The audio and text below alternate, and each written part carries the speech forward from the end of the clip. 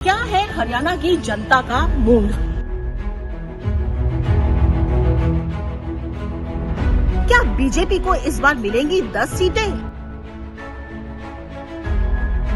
या कांग्रेस लगा लेगी सीटों पर सेंध? हरियाणा में चुनावी हलचल, जानिए मेरे साथ आई ऑफ ट्रुथ पर।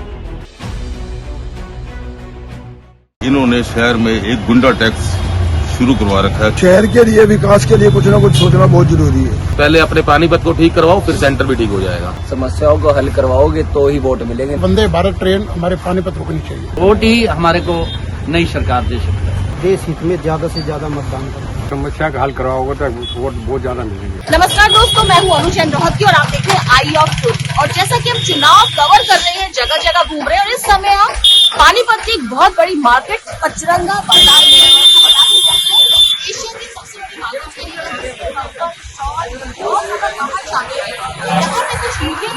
बड़े बड़े नेता बैठे हैं जो बताएंगे कि किस तरह की इनको प्रॉब्लम यहाँ पर आई है, किस तरह की क्या इसमें विकास हुआ है और क्या यहाँ पे जो लहर है, किस तरह की लहर इनको यहाँ पे इलाके में देखने को मिलती है। तमाम यहाँ पे हमारे पास नेता बैठे हुए हैं और ये मार्केट से जुड़े हुए नेता है। सबसे पहले सर आपसे बात करेंगे। सबसे पहले आप अपना परिचय दीजिएगा। मैं सुरेश बवेजा, मैं इस मार्केट का प्रधान हूँ।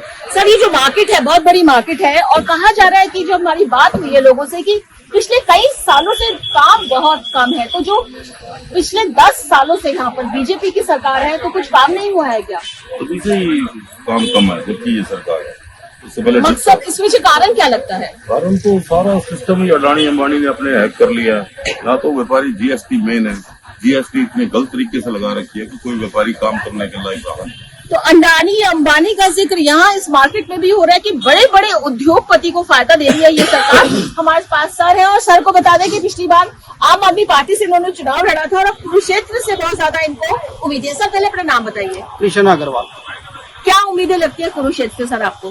कुरुक्षेत्र हम जीत रहे हैं, बहुत अच्छे मार्जिन से जीत रहे हैं। क्या रीजन लगता है कि क्या बीजेपी, आपको नहीं लगता वहाँ से नवीन जिंदल को खड़ा किया है?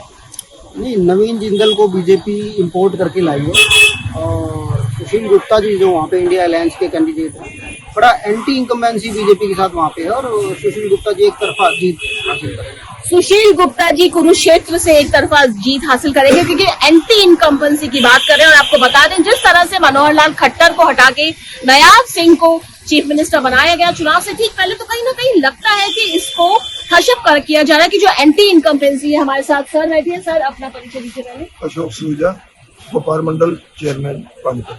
सर क्या लगता है, क्या बेसिक समस्या है, लहर किसकी है? क्या मोदी के नाम पर इस समय वोट मिलेगा? मोदी के नाम पर तो जरूर मिलेगा, इसमें कोई दो राय नहीं है। लेकिन जो लोगों के अंदर वो 400 पार वाली जो लहर थी, उसमें कुछ ना कुछ जरूर कमी आएगी। क्या कमी आएगी? कितनी सीटें आपको लगता है कि जो मोदी जी बड़े कह रहे हैं कि अब की बार 400 बार, कितना लगता है? मोदी जी के कहने में कोई कमी नहीं है, मोदी जी के काम करने में कोई कमी नहीं है। लेकिन मोदी जी के नीचे जो आजकल का व्यू रचा गया है, जो कार्यकर्ता पुराने थे, सीनियर थे या जिन्होंने जनसंघ के टाइम पे काम करके 2 सीटों से स्टार्ट किया था, उनको दरकिनार किया गया। उसका जो विरोध है इस बार इनको देखने को जरूर मिलेगा। तो बहुत बड़ी बात यहाँ पे इन्होंने की है कि मोदी जी 400 पार कह रहे हैं। मोदी जी के काम में कमी नहीं लग रही है, लेकिन जो उनके नीचे लोग बैठे हैं उससे यहाँ पे परेशानी है। सर अपना। मेरा नाम मनीष है जी। अभी आपने एक सवाल पूछा था कि भाई कुरुक्षेत्र से आम आदमी पार्टी भाई जीत की ओर दिखाई दे रही है। जी। वहाँ पे बीजेपी वालों ने अपना प्रत्याशी बनाया नवीन जिंदल जी को और एक हिसार में ही रैली हुई थी जहाँ पे हमारे माननीय प्रधानमंत्री ने लाखों की भीड़ के सामने कहा था कि नवीन जिंदल जो है वो कोयला चोर है और आज उसी को अपने एमपी की टिकट दे दी अपने वहां से। अब या तो प्रधानमंत्री जी उस टाइम गलत थे, वो कोयला चोर नहीं था, और अगर था तो अब वो गलत है कि अब कोयला चोर को टिकट क्यों दे दी है। मतलब इसमें 10 सीटें हैं हरियाणा में लोकसभा की, उसमें से 6 पे जो कांग्रेस के जो कैंडिडेट है ना, इन्होंने इम्पोर्ट किए हैं अपनी तरफ। मतलब पिछले 10 सालों में ये अपना कैंडिडेट तैयार नहीं कर पाए। अब हो क्या रहा था, पहले लोग क्या करते थे, चुनाव के अंदर दल बल का प्रयोग करते थे। भाई अगर तू मेरे सामने इलेक्शन में खड़ा होगा ना तो तेरे खिलाफ मैं इनकम टैक्स की रेट डलवा दूंगा, आईडी की रेट डलवा दूंगा।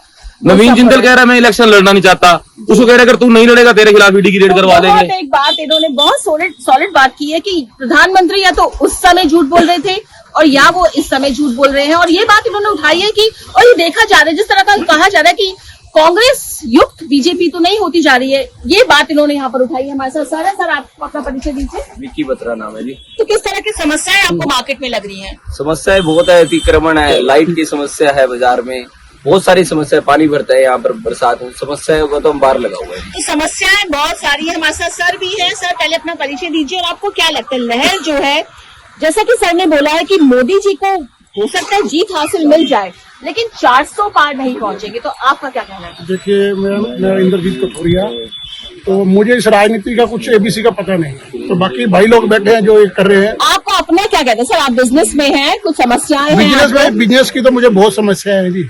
देखिए बिजनेस व्यापार तो इस टाइम खत्म है, बिल्कुल ना के बराबर। तो इसलिए आपको विरोध भी तो होगा ना बीजेपी से? विरोध किसी से क्या करके करेंगे, बस जो है चले जा रही राम भरोसे। तो राम भरोसे चले जा रहे हैं यहाँ पे, इनका कहना है। और इससे इशारा है एक तरह से कि सेटिस्फेक्शन नहीं है जो सरकार है उससे। हमारे साथ सर है, सर इंट्रोडक्शन लीजिए। दर्शन लाल नागपाल। जी सर, आपको क्या लगता है किस चीज की लहर है जो हम अगर देखें भी, अगर हम हरियाणा में देखें 2019 में पूरी 10 सीट ली थी, 2014 में 7 सीट ली थी, इस बार क्या लग रहा है? टफ टक्कर है? जैसे बार तो मुश्किल ही है जी। कितनी सीटें लगती है बीजेपी को मिलेंगी? बीजेपी को 2 सीटें मिलेंगी। 2 सीटें मिलेंगी यहाँ पे बीजेपी। इतना ज्यादा गुस्सा है एसोसिएशन की, हम यहाँ बात करें क्योंकि हम यहाँ जो बाजार है, और जाहिर सी बात है जब प्रॉब्लम आती है तो जो लोग हैं, जो व्यापारी हैं, उनका गुस्सा सामने आना जायज है। हमारे साथ सर अपना परिचय दीजिए। तो सर ये बताइए कि क्या लग रहा है आपको? इतनी बार कहीं भी बीजेपी का कोई सुधार नहीं है। जहाँ भी ये बीजेपी वाले जाते हैं, गांव में जाओ या कहीं भी जाओ, वहीं विरोध हो रहा है इनका पूरा। वहीं से कोई गाड़ी टूट रही है इनकी, कभी लठ मार रहे हैं, कोई कुछ कर रहे हैं। ये तो इनके धक्के तो लग रहे हैं, इनकी कोई सीट आने की नहीं है। न 200 के पार, 400 पार कहीं कह रहे हैं नहीं है, इनकी 100 भी नहीं पार होंगी। चलिए 100 पार नहीं होगी। और आपको बता दें जो नारा कांग्रेस दे रही है, जैसे कि राहुल गांधी ने दिया है 150, प्रियंका कहती है कि 180 से पार नहीं आएंगी, अब तेजस्वी यादव जी कहते हैं कि 100 से ज्यादा नहीं आएंगी, और वही हमारे सर कह रहे हैं कि 100 से ज्यादा नहीं आएंगी। सर आपका क्या कहना है? क्योंकि आप बाजार में बैठे हैं, छोटे जो उद्योग चल रहे हैं, वैसे तो एशिया की सबसे बड़ी मार्केट है, लेकिन एक जो नाराजगी है कि बड़े बड़े उद्योगों को बहुत ज्यादा फायदा मिल रहा है, छोटे उद्योग खत्म हो रहे हैं। हम तो ये कहेंगे जिसके पास आज पावर है वो जैसे कैसे मिला के भी पावर को अपनी पूरी पावर करेगी। कहना इन सभी का कि कांग्रेस वाले को टिकट नहीं मिलती तो बीजेपी में चला जाता है, बीजेपी वाले को टिकट नहीं मिलती तो कांग्रेस में, जहां उसको ये है कि मुझे कुर्सी लेनी है। हर किसी को अपना अपना फायदा देखना है। बाकी जितना हो सके हम तो ये कहते हैं सोच समझ कर वोट डालें, जो जिसको अच्छा लगता है वही वोट डालें। लेकिन सर एक बात है जो मोदी जी कह रहे हैं, क्योंकि लोकसभा चुनाव होता तो देखा गया कि मोदी जी के फेस पर लोग वोट डालते हैं, विकास की बात करते हैं मोदी जी यहाँ पे। तो आपको लगता है कि हरियाणा से अगर बाहर निकले और विकास के लिए मुद्दों पर अगर आप बात करें तो कहीं ना कहीं लगता है कि विकास हो रहा है देश में? देखो मोदी जी के नाम से विकास तो हो रहा है, मगर जो नेता भी हैं वो ये कह देते हैं आपने हमें वोट नहीं दिया, आपने तो मोदी जी को वोट दिया, और लोग वोट भी मोदी जी को दे रहे हैं। तो उसके हिसाब से हम तो ये कहते हैं नेताओं को ये बातें नहीं कहनी चाहिए, क्योंकि कल को कार्य करवाने तो हमने उन्हीं नेताओं से करवाने। जी जी बिल्कुल। नेता ये नहीं कहे कि मुझे मोदी जी को वोट दिया है, आप हमारे सामने नेता बनकर तो आप ही आए हैं ना, हमने वोट आपको दिया, आप हमारी इज्जत तो कीजिए। ये बहुत बड़ी ये कंफ्यूजन भी होती है देखिए। और आपको जैसे मैंने बताया कि पचरंगा बाजार में हूँ मैं, यहाँ पानीपत में। हमारे साथ सारे जो ये लोग हैं, ये यूनियन से जुड़े लोग हैं ये सब, और इनकी अपनी समस्याएं हैं मार्केट को लेकर।